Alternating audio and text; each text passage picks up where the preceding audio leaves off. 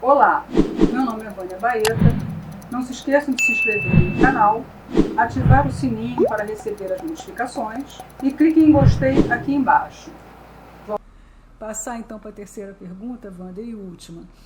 O que se deve entender por direito de defesa do condômino? Repetir. O que se deve entender por direito de defesa do condômino? Muito bem. Você citou há pouco também, né, Vânia, um equívoco e uma certa comodidade do síndico em valer-se da administradora para seja o que for. Então, eu quero alertar os síndicos que prestigiam o seu programa, o seu canal, para que eles não cometam o equívoco que muitos vêm praticando. Ao que eu me refiro? Veja, eu tenho observado que alguns síndicos, ao contratarem a administradora, delegam para ela uma série de funções, e isso é plenamente possível. O próprio artigo 1348 do Código Civil autoriza a delegação de atividades, de funções próprias do síndico, uma vez aprovadas pela Assembleia Geral de Condôminos. Todavia, algumas dessas questões devem ser transferidas ou delegadas com cautela maior. Eu exemplifico. Vamos imaginar aqui que eu tenha que emitir um boleto e mandar um boleto. É uma coisa simples. Então, um condômino menciona, olha, não recebi o boleto, não recebi a informação ou a correspondência. O síndico pode simplesmente chegar para a administradora, olha, manda para ele o boleto, manda para ele a correspondência, está tudo certo. Agora, ele não pode fazer assim para a administradora, olha, manda a notificação, manda a multa, né? Por quê? Primeiro, porque, como nós dissemos há pouco, né, nós chegamos num grau de sofisticação nos condomínios que os questionamentos às ações do síndico estão se tornando cada vez mais rigorosas, cada vez mais profundas em termos de conhecimento técnico. Nós sabemos que muitos síndicos não são advogados, nem precisam ser.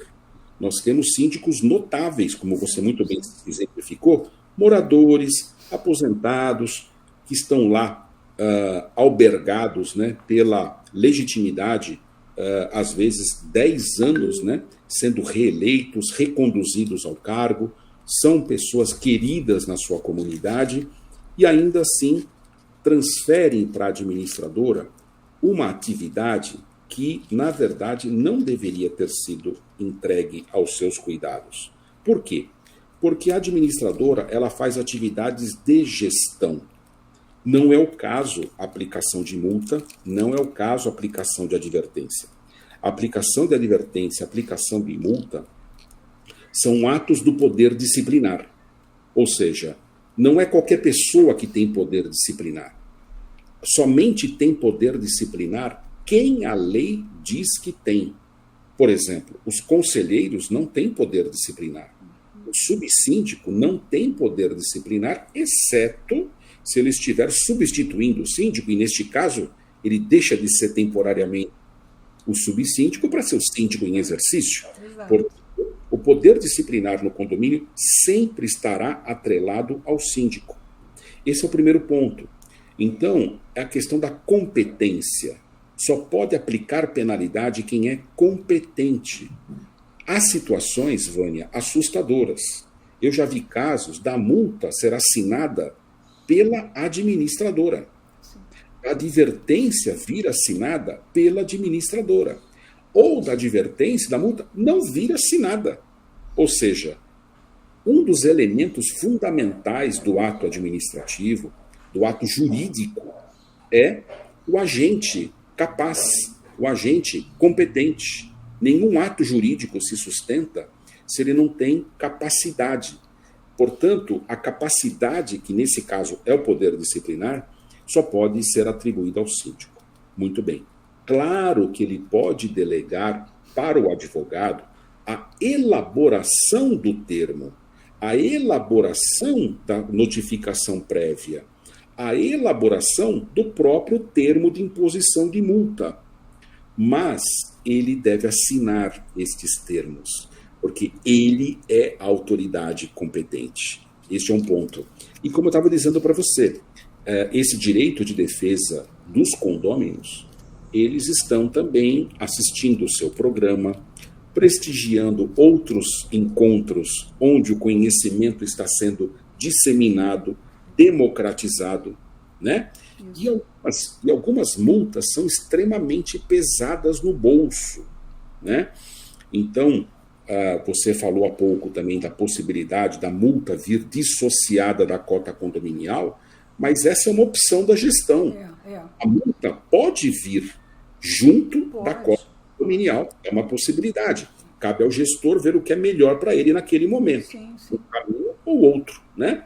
Mas, seja por um caminho, seja por outro, eu já vi situações de convenções que estabeleciam multas no seu patamar mínimo mais elevadas que a própria cota condominial. Não é? Então, eu também tenho orientado uma coisa que deve estar associada ao princípio da ampla defesa, que você perguntou, que é o princípio da proporcionalidade. O que quer dizer isso? Porque se o síndico não obedecer a esse princípio da proporcionalidade, a multa pode ser anulada também.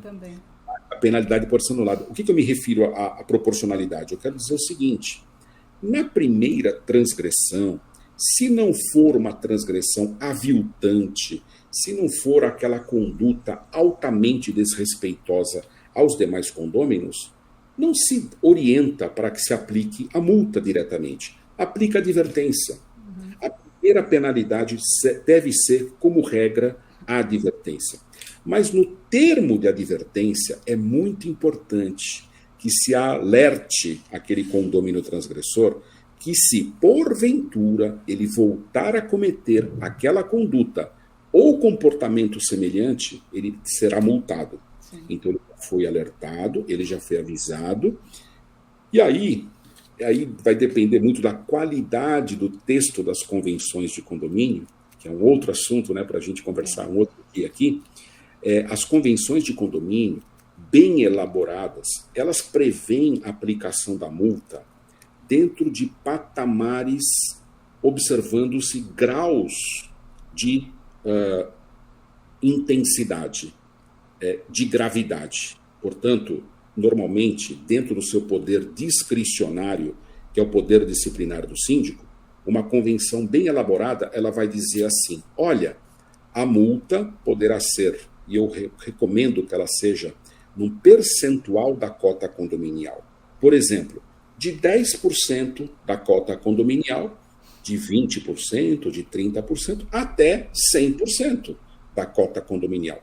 Vamos imaginar, portanto, que a minha convenção, ela diz que a multa a ser aplicada é de 30% a 80% da cota condominial. Na primeira imposição de multa, eu não devo extrapolar e já aplicar o maior quantitativo de multa possível, chegar já nos 80%. Não, vamos aplicar 30%. Se ele voltar a cometer essa conduta, vamos aplicar 40%, 50%, 80%. E se nada der certo, aí nós vamos ter que nos socorrer do Poder Judiciário. Porque você falou há pouco do condômino antissocial. O condômino antissocial, pouco pode ser feito em face dele com as regras vigentes hoje previstas no Código Civil. Existem multas pesadíssimas, multas que podem chegar até 10 vezes o valor da cota condominial, a lei prevê esta possibilidade, mas pasme você, há pessoas que têm recursos financeiros e que bancam o pagamento dessas multas e desconsideram, né, o dever de viver bem, de respeitar a comunidade. É neste momento que o síndico, que não tem o poder de expulsar um condômino, a lei não lhe deu esse poder, vai ter que se socorrer do judiciário. E o judiciário, na hipótese de aplicar a expulsão ao condômino antissocial, também não vai encontrar na lei a possibilidade de assim agir. No entanto, a jurisprudência já vem construindo com grande, digamos assim, repertório, já um forte repertório jurisprudencial que dá ao judiciário a possibilidade de expulsar o condômino antissocial. Esse condômino não perde a propriedade, não perde o direito de fruição, pode alugar o imóvel, não perde o direito de disposição, pode vender o imóvel, mas ele perde o direito de uso. Ele não pode exercer o direito de uso, portanto, ele é atingido parcialmente no campo dos desdobramentos dos direitos de propriedade.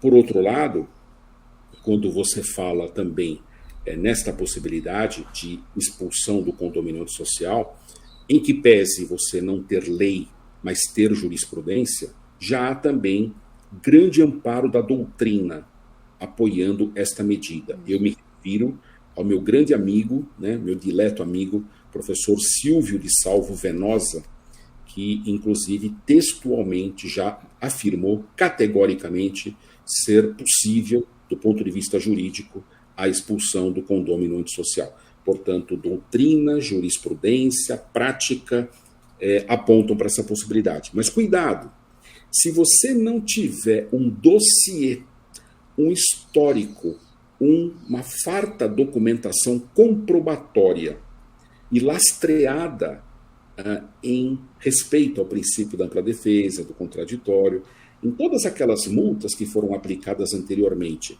em todas as advertências que foram aplicadas anteriormente, esse condômino antissocial ele vai destruir a acusação do síndico como uma criança destrói um castelo de cartas, como uma criança destrói um castelo de areia lá na praia, com a maior facilidade. Isso. E ele não foi feito com cimento, ele não foi feito com vigas, com estrutura.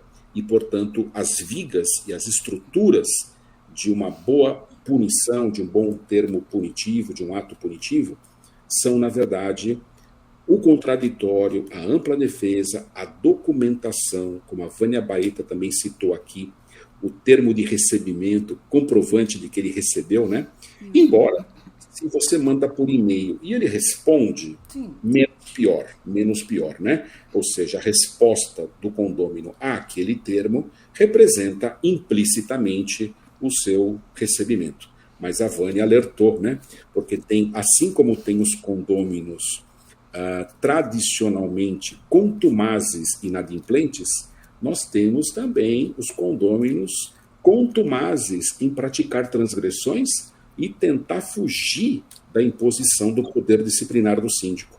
E se ele não for bem assessorado, ele vai rir por último. E nós não queremos que ninguém ria por último. Nós queremos que tudo seja feito conforme legalidade. É isso que a gente quer.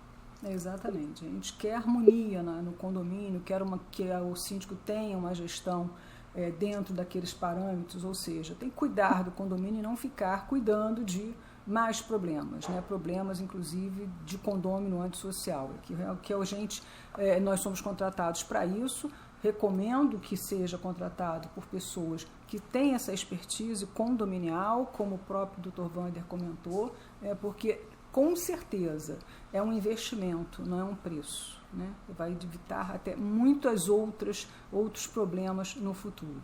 Mas agradeço, Wander, nós estamos passando aqui da nossa hora. De novo, a super dica, Manual do Síndico Profissional. Quero que o Dr. Wander, mais uma vez, mencione os contatos. O custo é pequenininho, o conteúdo é uma bíblia dentro do direito, do condominial, imobiliário. Então, tem uma série de situações, uma série de dicas, e a linguagem, como o Wander já mencionou, é super fácil, ninguém precisa ter mestrado, doutorado, pós-graduação. É prático, a leitura prática do dia a dia, exatamente do que ele mencionou no início do nosso vídeo. Você trazendo esse trabalho conforme o teu dia a dia, e aí transformou em livro, que é muito mais rico, não é só em legislação, é o conhecimento, que não está escrito na lei, mas o que a gente traz. Então, essas dicas, essas super dicas aqui, tá no livro do Dr. Wander. Wander, vou passar a palavra final para você. Quero te agradecer mais uma vez, é uma enorme alegria estar com você, hoje e sempre. Você sabe que eu te acompanho, sou tiete, sou aluna, né? Então, estou sempre aprendendo com você, com as suas dicas, com o seu livro principalmente, que eu estou indo lá e está cheio de abinha aqui para poder consultar aquelas cerejas mais do que do bolo, né? E sigam o Dr. Wander, né? Wander Ferreira de Andrade, ou Wander F. de Andrade, ou Wander Andrade, porque esse menino aí tem muito conteúdo para a gente, ele é super generoso e didaticamente também maravilhoso. Então, só tem coisas boas. E, mais uma vez, finalizando, o Wander, muito obrigado por ter aceitado o meu convite. Teremos outros convites, outros temas tão palpitantes, porque a sua experiência é de suma relevância para mim, que estou aprendendo também, assim como para todos que venham a se beneficiar desses conhecimentos no canal. E lembrando, as nossas lives, webinar, são todas gratuitas, né? Então, o conteúdo é realmente informativo, isso é muito importante. Então, Wander, aqui já fica o convite para uma próxima, né, para a gente se agendar, e passo então aí mais uma vez a palavra final para você, lembrando de comentar novamente do seu livro, do seu super, hiper, mega livro, O Conteúdo. Bom, Vânia, mais uma vez eu registro aqui meu agradecimento a você. É sempre um prazer estar com você pessoalmente ou mesmo virtualmente. É um encontro sempre muito gratificante. E dizer para quem tiver interesse neste livro, nesta obra, né, não somente nisso, né, em um aconselhamento profissional, num apoio. Sim. Eu, como professor, estou aí sempre tentando ajudar meus alunos de hoje, de ontem e de sempre, né? Então, eu disponibilizo o Facebook, Wander Andrade, o Instagram, Wander F. de Andrade, e você me acha facilmente, nós podemos ter as tratativas. Mas eu queria dizer, né, que a Vânia está longe de ser uma aluna, viu? Ela é uma grande professora, nós é que aprendemos com ela. Vânia, um grande abraço, um grande beijo para você, sucesso em todas as suas empreitadas. Amém, nós todos, saúde, saúde para a família, um beijo no coração, Wander, e até daqui a pouco, até a próxima, com mais conteúdos enriquecedores. Para mim, eu vou te dizer, eu aprendo sempre, a gente não nasce nunca, a gente pensa que sabe, mas de repente tem mais uma linha ali que a gente, opa, peraí, por que não? E, né? E os colegas como você estão dando aí essas dicas para mim e para o meu público, mas eu agradeço muito, inclusive também o Wander faz cursos, né, coordenador de curso de pós-graduação, em que eu tive a grande satisfação também de ser convidada por ele. Então acompanhe o Dr. Wander, que vocês vão ter muitas novidades e conhecimentos que é de vasto, né, em relação a esse menino, a esse grande pequeno menino, tá bom? Beijo mais uma vez. Beijo no coração, Wander. Fica com Deus, beijo na família. Tchau, tchau, até a próxima. Até mais, tchau, tchau.